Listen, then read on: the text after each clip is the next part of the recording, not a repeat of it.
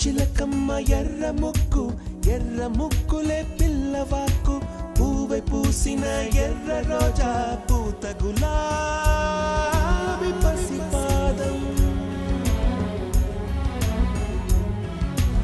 ఎర్రాని రూపం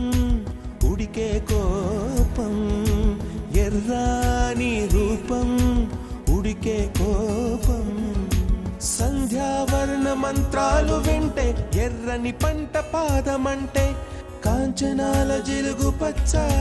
కొండ బంతి గోరంత పచ్చ